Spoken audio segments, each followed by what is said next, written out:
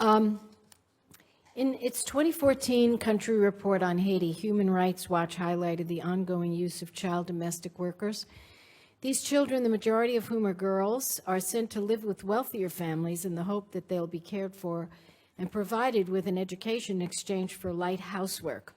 However, it's often not the case, according to this report, as the children are often unpaid, denied education, and shockingly even abused.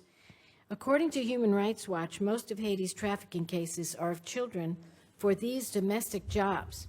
By some estimates, over 200,000 children, 200,000, are involved in this type of work, despite the passage of a law that outlaws many forms of trafficking, including hosting a child for the purpose of exploitation.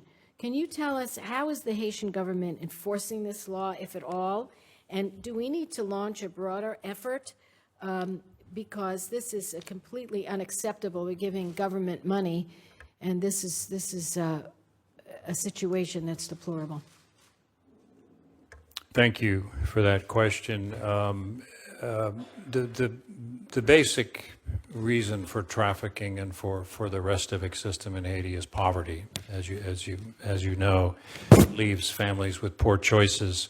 And addressing poverty is really the main key to dealing with this. The government of Haiti has taken some critical steps to combat trafficking in persons, including the passage of landmark anti-trafficking in persons legislation in June 2014 that had languished in Parliament since 2010. Since this legislation was published, the government of Haiti has reported 4 investigations and prosecuted 2 suspects. It's a start. The GOH also developed a new national anti-trafficking plan for the period March 2015 to December 2017 that comprises a multi-sectoral and whole-of-government approach to addressing trafficking in persons.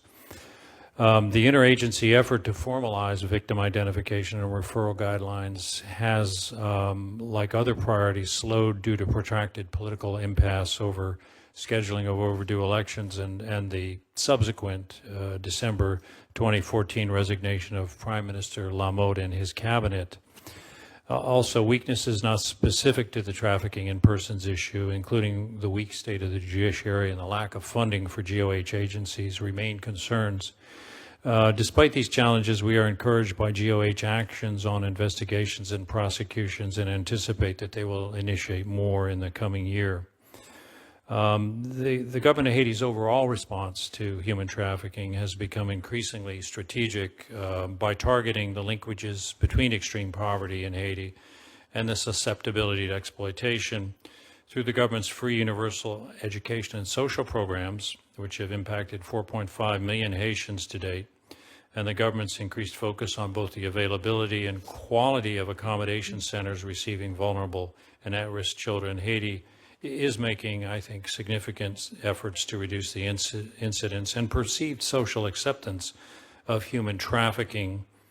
We are working closely with the Haitian government to improve Haiti's judicial framework as part of a longer-term solution. And again, the legislation was a key element of that, and particularly out of a parliament that I want to follow up because I don't have a lot of time. No, go ahead. I'll stop there, but yeah, I appreciate think it. Well, let me just say, yeah. There's 200,000 children, Mr. Chairman, who are in this situation, and they are working for wealthier people.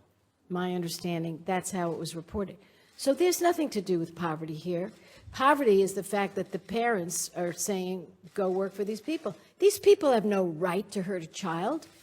So your point that there's 2 prosecutions since 2014, and that's a start, I don't think so. I think that's show. I think this is awful. And I don't know, I'm going to work with my chairman on this because it sounds like you're making an excuse. Oh, the problem is poverty. No, the problem is with the rich people who are hurting these children, and they need to stop. The poverty part of it is horrible, that a parent has to give up a child to a circumstance like this, yes.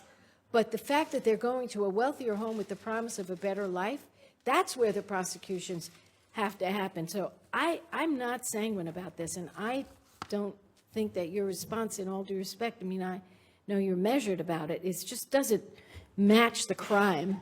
And if I knew that there were 200,000 American kids in a bad circumstance, and quite a lot of them were getting harmed, 2 prosecutions, I'd go get myself a different attorney general.